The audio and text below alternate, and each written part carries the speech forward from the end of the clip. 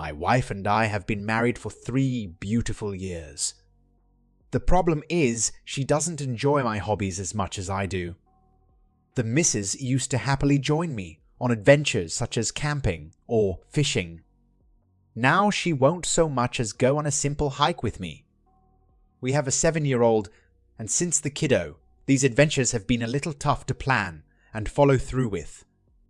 Which I understand, but it can be hard on me. I like to get out at least once a week to clear my mind, but now that's been reduced to around once a month. She's upset every time I leave on a quick trip to the Rockies, etc., because I'm not helping enough with the kid. I've told her numerous times they should both come along, but she never agrees to this as she no longer enjoys those types of things. Should I give up on the sights I love to see and adventures I can't help but indulge in? I do want to be there for my family, but I can't cut these things out of my life forever, but that's what she expects of me. The user is asked how often his wife gets to leave without the kid. He replied, she has girls' nights out around once a week to every other week. She just doesn't like camping anymore, and she definitely doesn't like me camping either. She for sure does most of the hard work with our child, as I have a job, and I greatly appreciate her for it. When she goes out with the ladies, I'm there for the kiddo, and if she needs a break there, I am. It's no problem. I just want to camp more is all. This past weekend, the kiddo and I went on a 2-day camping trip for some father-son bonding time. My wife doesn't like camping herself at all anymore, and doesn't even appreciate our kid and I going. This is a big hobby for me, and I want to share it with my son.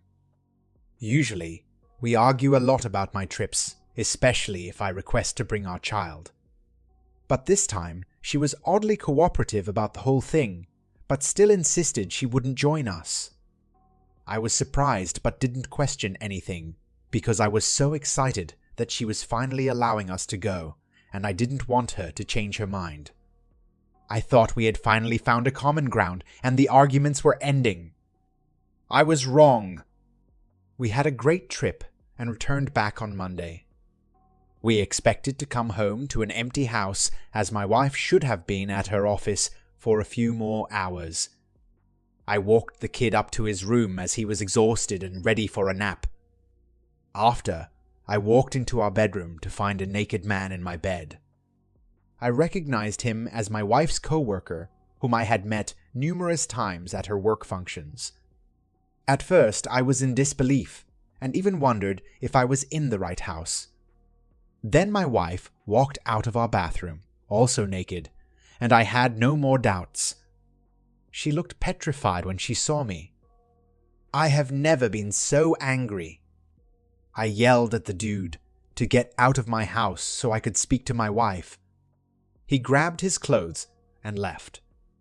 Then we started arguing. I never yell at my wife. We always want to keep things civil for our son, but I was so hurt I was screaming. Then my wife decides to get defensive, saying it's not her fault. That I am barely around and camp so much, even though I hardly go on trips anymore because she doesn't like it. She says, that's what drove me to do this, your neglect of this family. I was in tears at that point. I just don't understand how her cheating could be my fault. When I turned around to leave, my son was standing in the doorway, and I felt terrible for yelling. I quickly consoled him, but my wife snapped at me again, telling me to get my hands off him. Now she won't speak to me and says I can't see my child until I apologize.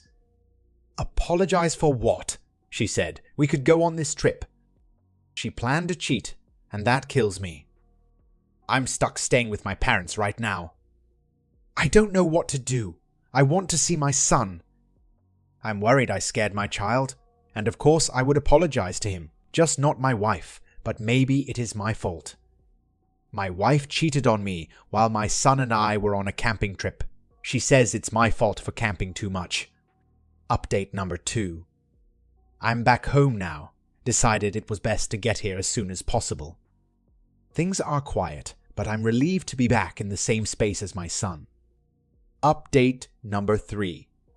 For the past week, I have been working with a lawyer to initiate the process of divorce and gaining full custody of my son, with the exception of visitation for now until more is resolved. Things were awkward and tense for the first few days of me being back home. My wife, using wife to keep things simple and identities private, decided to leave to stay with the guy I found naked with her. I'm disappointed at the example she's setting for our son, but this makes my decision to divorce even more concrete. I will continue to share as much as I can, if that's what people would like. But, of course, the court has its confidentialities that I must keep within boundaries of. I want to thank everyone for the continued support you all have shown me throughout this tough time in my life. I really do appreciate it. Update number 4. My now ex-wife revealed she is pregnant with a man she cheated with and no longer wants to see our child. Last week, I received several texts from my ex saying she was pregnant with an unknown man's child. Obviously, meaning she cheated with multiple other people before the one I found out about. She said she plans to keep the baby and start a family with her co-worker. She also mentioned that she wouldn't be fighting me for custody of our son. I told her I would be willing to split the custody or at least keep visitation rights for the sake of the kiddo. But she insisted she didn't care about that anymore. I am honestly in awe.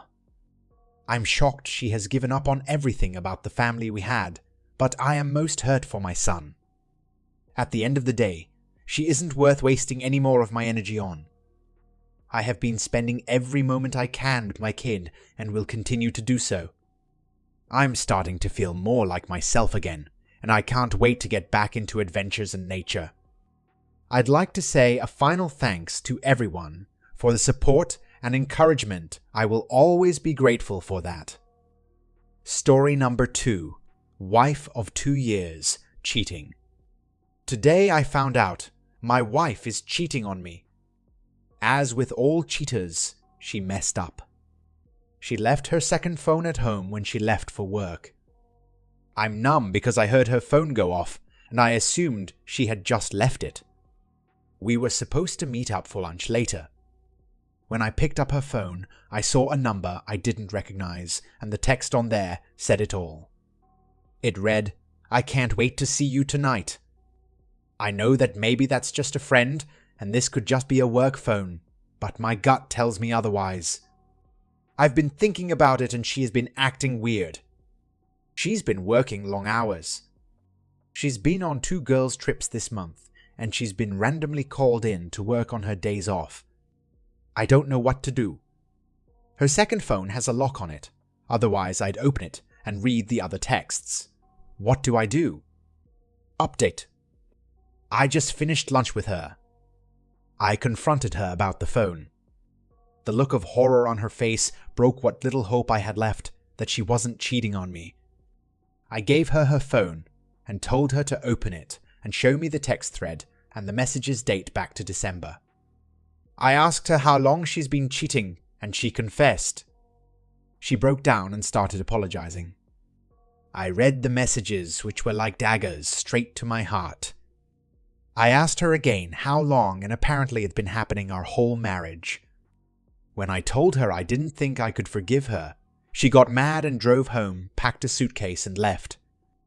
I'm sitting here on our bed with a mixture of sorrow, pain, and a desire to just wake up from this nightmare. I don't know where I went wrong. Why couldn't I be a better husband to her? I feel so lost and hopeless. She was my everything. Update number 2. So today, I had the locks changed to the house.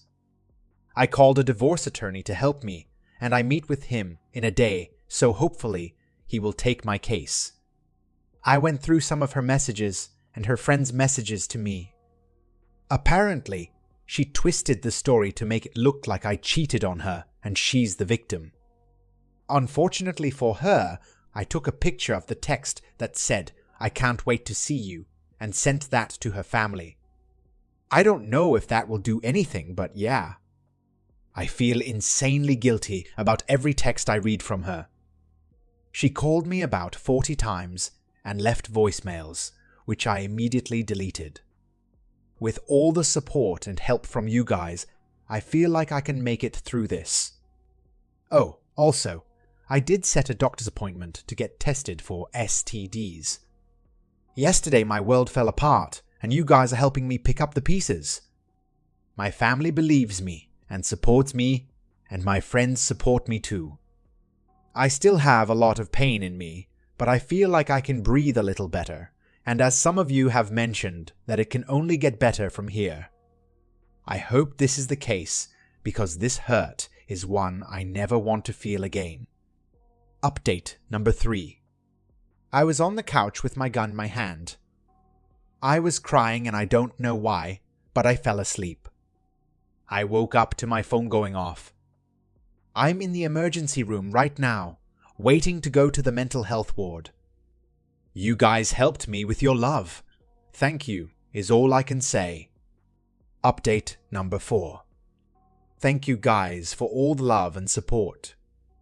I'm in the mental health unit now, and they allow me to have my phone for 20 minutes, so I wanted to give you an update. I've called my brother, and he's going to my house to take and lock up my guns until I get through this. I'm going to be here for a week or 2, until the doctors feel like I'm not a danger to myself. Again, thank you for all your love and support, and know that you saved a life with all your loving comments. Some of the important comments from this post are as follows. But in the end, it's only a passing thing, this shadow. Even darkness must pass. Samwise Gamgee. This too shall pass. Take care, brother. Don't do it, as not only is it a waste, it is the end of all other possibilities. Don't do it. She is not worth ending your life over. She is the scum, not you. You are an amazing person, and when the time is right, you will find the one that will love, cherish, respect, and honor you as you do her. This girl is not more than your life. Call a friend or family. They will be there for you, and see a therapist. I know it hurts right now, but it will get better in time. You're still young. Don't let her steal more from you. Final update. Thank you, Reddit. I almost made the worst decision 2 weeks ago. I almost committed suicide over my ex-wife. I'm happy to report that I'm back from the hospital with more hope and peace than I felt in a long time. I got out last week, and since then, I finalized my divorce. My friend has moved in with me to help get me through this rough patch. Also, it turns out that my ex was cheating on me with a married co-worker. And when she ran to him after she left me, he chose his wife over her. I don't know them. Otherwise, I'd let his wife know about his infidelity. My ex is now living in a motel because her friends and family have all but abandoned her. Life is looking up, and without your kind words and support, I wouldn't be here. Thank you for saving my life now. It's time for me to love it again.